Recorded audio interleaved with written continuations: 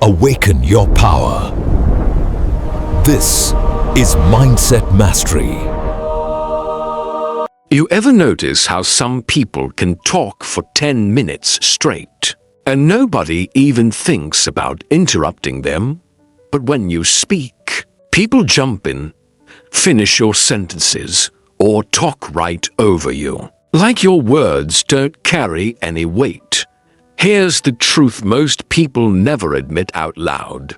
People interrupt you for psychological reasons you don't even see. Reasons that have nothing to do with how loud you are, and everything to do with your presence, your tone, and the energy you give off. If you've ever asked yourself, why does this keep happening to me? Then what you're about to hear might change the way you communicate forever. Because once you understand why people interrupt you, you'll finally know how to make it stop. Let's break this down. People interrupt you for one simple reason. They subconsciously feel they can. And that sense of permission comes from the cues you're sending, your tone, your timing, your posture, your confidence level, signals you barely notice, but everyone else reads instantly. Let's talk about those signals so you can stop losing your voice in conversations and start being heard the way you deserve. The first psychological reason people interrupt you is soft openings. Most people don't even realize they're doing this. You start your sentences weak. Maybe you begin with a tiny sound, a hesitant tone, or a soft So, I was thinking, before your message even starts. You're communicating uncertainty. And what happens when people sense uncertainty? They jump in, not because they're rude, but because your opening didn't claim the space. Picture two people speaking. One starts with, "Listen, here's what we need to consider." The other starts with, "So, I'm not really sure, but maybe." Which one gets interrupted?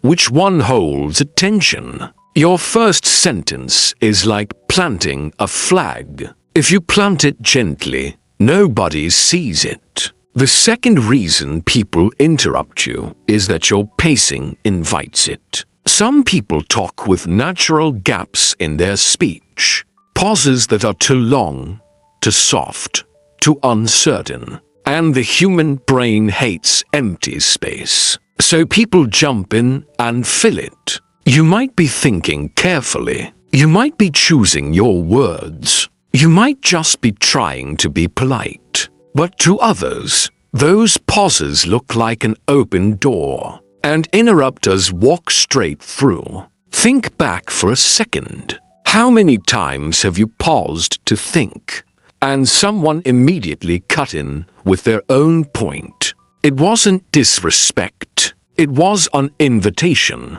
If you don't hold the space, someone else will. The third reason people interrupt you is that your tone sounds like you're asking for permission instead of making a point. This one is sneaky. It's not what you say, it's how you say it. Your voice rises at the end of sentences.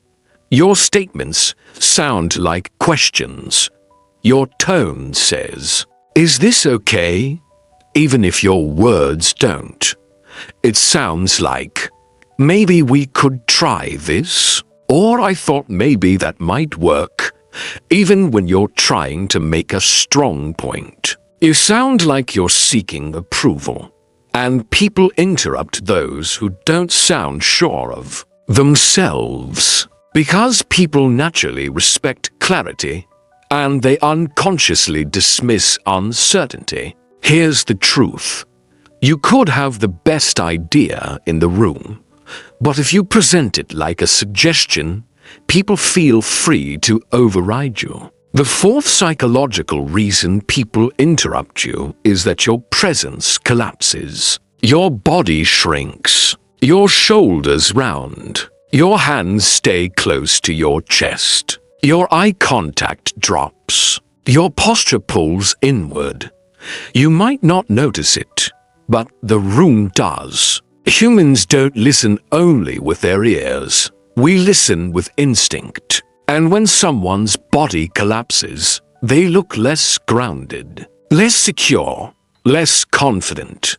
People interrupt those who don't physically claim their space. Stand tall and people give you room. Shrink and they take it from you. Now, let's talk about the fifth psychological reason, the one that hurts the most. You've trained people to interrupt you. Maybe for years you said, "It's okay, go ahead."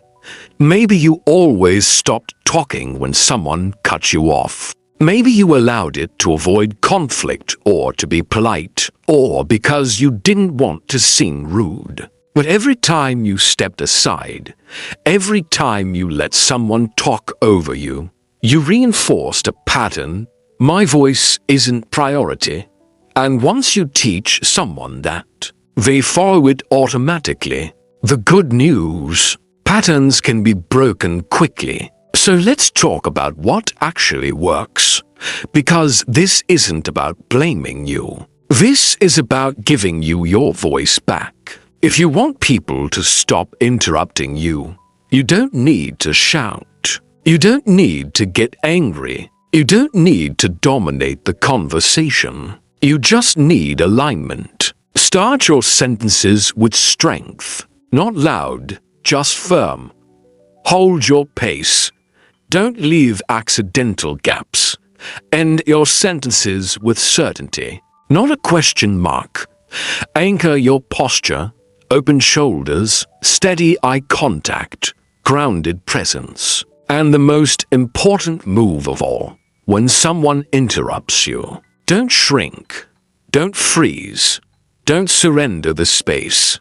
Just calmly say, "I wasn't finished yet," or "Hold on, let me complete this thought." You don't need to fight for space. You just need to reclaim it. Here's your takeaway. People interrupt you because of the subtle signals you send, signals that tell them whether your voice is a suggestion or a statement. Fix the signals, and people will naturally listen to you without you forcing anything. Now think about it. Which reason hits you the most? Soft openings, inviting pauses, permission-seeking tone, shrinking presence, patterns you've allowed for too long? Drop your answer in the comments. This is your first step toward breaking the cycle. And if this opened your eyes, if you finally understand why people talk over you, hit like, subscribe, and stick around. Because once you master your presence, you won't have to earn space in conversations anymore. You'll naturally command it, and people will finally hear you.